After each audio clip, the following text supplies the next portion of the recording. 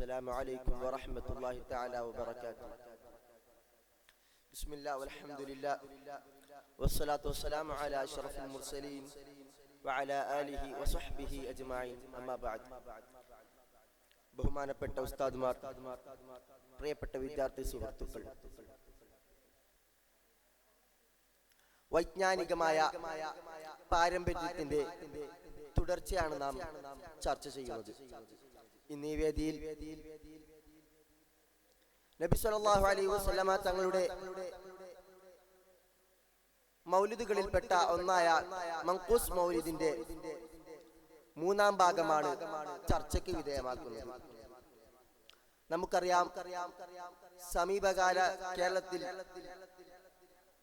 മൗലിദുകളുടെ അവസ്ഥയിൽ ഒരുപാട് വിവാദങ്ങൾ ഉണ്ടായിട്ടുണ്ട്.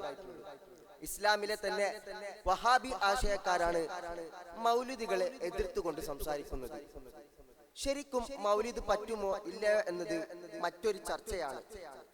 ആ ചർച്ചയിലേക്കൊന്നും കടക്കുന്നില്ല. നബി സല്ലല്ലാഹു അലൈഹി വസല്ലമ തങ്ങളുടെ മദ്ഹാണ് ഓരോ മൗലിദിന്റെയും ഇതിവൃത്തം.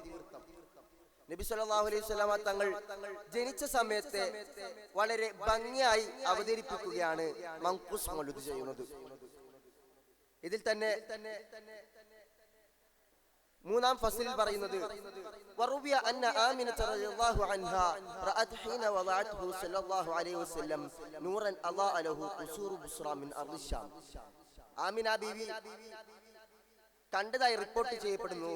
നബി സല്ലല്ലാഹു അലൈഹി വസല്ലമ തങ്ങളെ ആമിന ബീവി പ്രസവിച്ച സന്ദർഭത്തിൽ ഷാമിലെ ബുസ്ര പട്ടണത്തിലെ കൊട്ടാരങ്ങൾ ഒരു മഹാപ്രകാശം മുഖേന ആമിന ബീവിക്ക് തിളങ്ങിക്കാണാനിടയായി.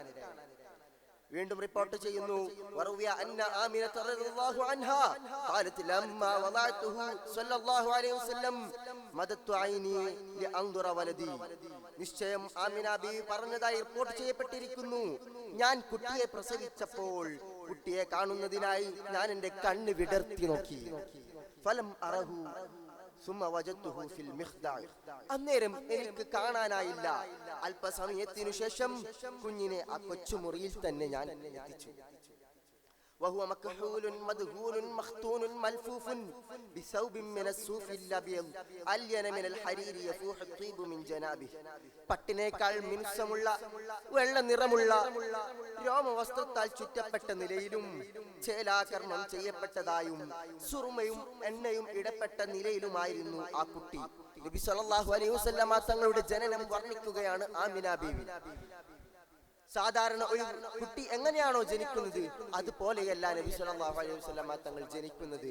വളരെ വ്യത്യസ്തമായ ഒരു സാഹചര്യത്തിൽ, വളരെ വ്യത്യസ്തമായ രീതിയിൽ ചേലാകർമ്മമൊക്കെ ചെയ്യപ്പെട്ട നിലയിൽ തന്നെയാണ് നബി സല്ലല്ലാഹു അലൈഹി വസല്ലമ തങ്ങൾ ലോകത്ത് ഭൂജാതനാവുന്നത്. അതിന്റെ ഭാഗത്ത് നിന്ന് സുഗന്ധം അടിച്ചു വീശുന്നുണ്ടായിരുന്നു.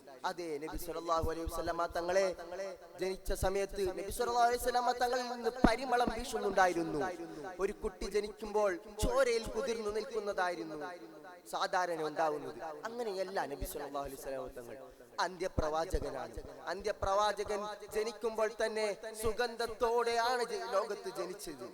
പിന്നീട് പറയുന്നു, ഫജഅൽതു അൻദുറ ഇലൈഹി വഇദാ മുനാദി യുനാദി അഖ്ഫൂഹു അൻ അയുനിൻ നാസ്. അങ്ങനെ ഞാൻ കുട്ടിയിലേക്ക് നോക്കുകയായി. അപ്പോൾ ഒരു അശരീരി വിളിച്ചു പറയുന്നുണ്ടായിരുന്നു, കുഞ്ഞിനെ ജനങ്ങളുടെ ദൃഷ്ടിയിൽ നിന്ന് മറച്ചു വെക്കുക. അതെ, ആ കുഞ്ഞിനെ ജനങ്ങൾ കാണാൻ പാടില്ല. വളരെ പരിശുദ്ധമായ ഒരു ജനനമായിരുന്നു അത്. അതുകൊണ്ട് തന്നെ ആ കുഞ്ഞിനെ ആരും കാണാൻ പാടില്ല. ഇപ്പോഴല്ല, കാണേണ്ട ഒരു സന്ദർഭമുണ്ട്. ശേഷം പറയുന്നു, ഖാലത് ആമിന ബീവി പറഞ്ഞു, ഫമാ കാന ഗൈബതുഹു വഹുദൂറുഹു ഇല്ലാ കലംഹിൽ ബസർ. കണ്ണ് ചിമ്മി തുറക്കുന്ന സമയത്തിനകമായിരുന്നു കുഞ്ഞിന്റെ അപ്രത്യക്ഷമാകലും തിരിച്ചുവരവും. ولما كنت متحيرة من ذلك إذا بثلاثة نفر قد دخلوا علي كأن وجوههم أقمار وفي يد أحدهم إبريق من الفضة ومع الآخر طشت من الزبرجد الأخضر. അന്നേരം ഞാൻ പരിഭ്രമിച്ചിരിക്കുമ്പോൾ ആമിന ബീവി പറയുകയാണ്, മുഖങ്ങൾ ചന്ദ്രതുല്യനായ 3 പേർ എൻ്റെ അരികെ കടന്നു വന്നു. മൂവരിൽ ഒരാളുടെ കയ്യിൽ ഒരു വെള്ളക്കിണ്ടിയും മറ്റേയാളുടെ കൂടെ പച്ച ഗോമേദകത്താലുള്ള ഒരു പടിക്കവും ഉണ്ടായിരുന്നു.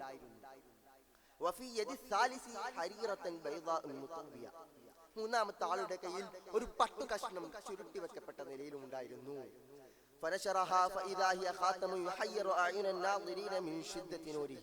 അങ്ങനെ അദ്ദേഹം പട്ടിനെ നിവർത്തി. അന്നേരം അതിനുള്ളിൽ ഒരു സീൽ ആയിരുന്നു. അതിന്റെ പ്രകാശത്തിന്റെ കാഠിന്യത്താൽ കാഴ്ചക്കാരെ കണ്ണഞ്ചിപ്പിക്കുന്ന വിധം അത് ആ സീൽ എന്തായിരുന്നു നോക്കാം.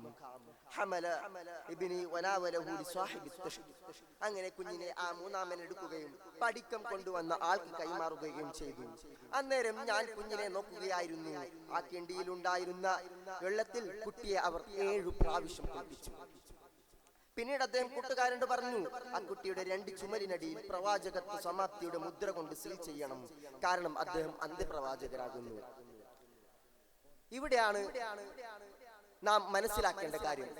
നബി സല്ലല്ലാഹു അലൈഹി വസല്ലം തങ്ങളുടെ പ്രവാചകത്വത്തിന്റെ തെളിവാണോ ഖാതമുൻ നുബുവ എന്നുള്ളത്? എങ്ങനെയാണ് നാം അത് കണ്ടിട്ടുണ്ടോ? ഇല്ല. എങ്ങനെയാണ് നബി സല്ലല്ലാഹു അലൈഹി വസല്ലം തങ്ങളുടെ പ്രവാചകത്വം നമുക്ക് മനസ്സിലാക്കാൻ സാധിക്കുക? ചിലർ പറയും സത്യസന്ധതയാണെന്ന്. ഒരാൾ 40 വർഷം കളവ് പറഞ്ഞിട്ടില്ല, സത്യസന്ധമായി പെരുമാറി എന്ന നിലയ്ക്ക് നോക്കിയാൽ അദ്ദേഹം പ്രവാചകനാകണമെന്നുണ്ടോ? അങ്ങനെ സത്യസന്ധമായ ഒരുപാട് ആളുകളെ നമുക്ക് കാണാൻ സാധിക്കുന്നില്ലേ? സത്യസന്ധത എന്നാൽ റിസാലത്തിന്റെ വിശേഷണമാണ്, അത് റിസാലത്തിന്റെ തെളിവല്ല.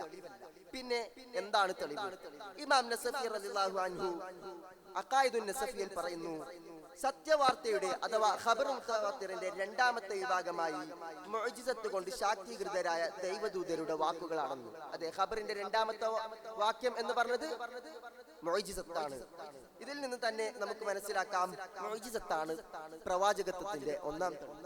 തഫ്താസാനി ഇമാം ശർഹുൽ അഖായിദിൽ മുഅ്ജിസത്തിന് നൽകിയ നിർവചനം ഇങ്ങനെയാണ്: അമാനുഷികത എന്നാൽ താൻ അള്ളാഹുവിന്റെ ദൂതരാണെന്ന് വാദിച്ച വ്യക്തിയുടെ സത്യത്തെ പ്രകടമാക്കാൻ ലക്ഷ്യം വെക്കുന്ന അസാധാരണ പ്രവൃത്തിയാണ്. ഇതിൽ നിന്ന് 2 കാര്യങ്ങൾ നാം മനസ്സിലാക്കണം. പ്രവാചകത്വം വാദിക്കുന്ന വ്യക്തിയിൽ നിന്ന് അത് സംഭവിക്കണം. അമാനുഷികത സംഭവിക്കേണ്ടത് പ്രവാചകത്വം വാദിക്കുന്ന വ്യക്തിയിൽ നിന്ന്. എന്നിൽ നിന്ന് സംഭവിച്ചാൽ ഞാൻ പ്രവാചകനായിരിക്കണം, ഞാൻ വാദിക്കണം ഞാൻ പ്രവാചകനാണെന്ന്.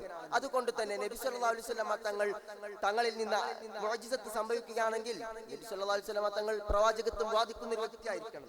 2ാമത്തെ കാര്യം അസാധാരണമാകണം, അഥവാ പതിവിന് എതിരാവണം. നബി സല്ലല്ലാഹു അലൈഹി വസല്ലം 2ാമത്തെ കാര്യം എടുത്തു നോക്കിയാൽ പ്രവാചകത്വവാദിയിൽ നിന്ന് സംഭവിക്കുന്ന എല്ലാ പ്രവൃത്തികളും മുഅ്ജിസത്താവുകയില്ല. നബി സല്ലല്ലാഹു അലൈഹി വസല്ലം തങ്ങൾ ഭക്ഷണം കഴിക്കുന്നു, സാധാരണ പ്രവർത്തനങ്ങൾ, കുതിരപ്പുറത്ത് കയറുന്നു, ഇതിനൊക്കെ നമുക്ക് മുഅ്ജിസത്തായി കണക്കാക്കാൻ സാധിക്കുന്നില്ല. അപ്പോൾ എന്താണ് ഇവിടെ മുഅ്ജിസത്ത് കൊണ്ടുള്ള വിവക്ഷ? ഇവിടെയാണ് നാം മനസ്സിലാക്കേണ്ടത്. എല്ലാ കാര്യവും മുഅ്ജിസത്തിന്റെ പരിധിയിൽ ഉൾപ്പെടുത്താൻ കഴിയുന്നില്ല. അപ്പോഴാണ് 2ാമത്തെ വാദത്തിന്റെ പ്രസക്തി. പതിവിന് വിപരീതമാവണം. എന്നും വൈകി വരുന്ന ഒരു വിദ്യാർത്ഥി, അദ്ദേഹം ഒരു ദിവസം നേരത്തെ വന്നു. അന്ന് ടീച്ചർ പറഞ്ഞു, മാഷാ അല്ലാഹ്, ഈ വിദ്യാർത്ഥി ഇന്ന് നേരത്തെ വന്നു, ഇത് പതിവിന് വിപരീതമാണെന്ന്. ഇവിടെയാണ് നാം മനസ്സിലാക്കേണ്ടത്. ഇത് നിർവചനത്തിൽ പറഞ്ഞതിന്റെ ആ ഒരു രീതിയിലല്ല. ഇവിടെ ദ്വിതീയമായ കാരണങ്ങളാണ് അദ്ദേഹം വൈകി വരുന്നതും നേരത്തെ ആവുന്നതും. എന്നാൽ മുഅ്ജിസത്ത് അങ്ങനെയല്ല. മുഅ്ജിസത്തിന് ദ്വിതീയമായ കാരണങ്ങൾ ഉണ്ടായിക്കൂടാ. മുഅ്ജിസത്ത് എപ്പോഴും ഏകീയമായ ഒരു കാരണത്തിൽ നിന്ന് വിപരീതമാവുകയും അത് ദ്വിതീയമായ മറ്റൊരു കാരണത്തിലേക്ക് കടക്കാതിരിക്കുകയും ചെയ്യണം. ഭൗതികമായ ദ്വിതീയമായ 2 കാര്യങ്ങൾ ഒരേ സമയം ഉണ്ടാവാൻ പാടില്ല. ഇപ്പോൾ ഞാൻ ഈ ബിൽഡിങ്ങിന്റെ മുകളിൽ നിന്ന് താഴേക്ക് പതിക്കുകയാണെങ്കിൽ എനിക്ക് പാരഷൂട്ട് ഉണ്ടെങ്കിൽ മുകളിലേക്ക് പോകാം. എന്റെ കയ്യിൽ പാരഷൂട്ട് ഇല്ല, ഓട്ടോമാറ്റിക്കായി മുകളിൽ പോകാൻ പറ്റില്ല. അപ്പോൾ അത് മുഅ്ജിസത്താണ്. ഒന്നാമത്തേതോ ദ്വിതീയമായ കാരണങ്ങളാണ്. ഞാൻ എന്റെ വാക്കുകൾ നിർത്തുന്നില്ല. പ്രവാചകത്വത്തെ വിശേഷിപ്പിക്കുന്നത് ഖാതമുൻ നുബുവ കൊണ്ടാണ്. ഇൻഷാ അല്ലാഹ് നബി സല്ലല്ലാഹു അലൈഹി വസല്ലം തങ്ങളുടെ മൗലിദുകളിൽ നിന്ന് പാഠം ഉൾക്കൊണ്ടുകൊണ്ട് നബി സല്ലല്ലാഹു അലൈഹി വസല്ലം തങ്ങളെക്കെതിരെ വരുന്ന എല്ലാ വിമർശനങ്ങളെയും നമ്മൾ എതിർക്കണമെന്ന ആഹ്വാനം ചെയ്ത് ഞാൻ എന്റെ വാക്കുകൾ നിർത്തുന്നു. വആഖിറു ദഅവാനാ അൽഹംദുലില്ലാഹി റബ്ബിൽ ആലമീൻ. അസ്സലാമു അലൈക്കും വറഹ്മത്തുള്ളാഹി.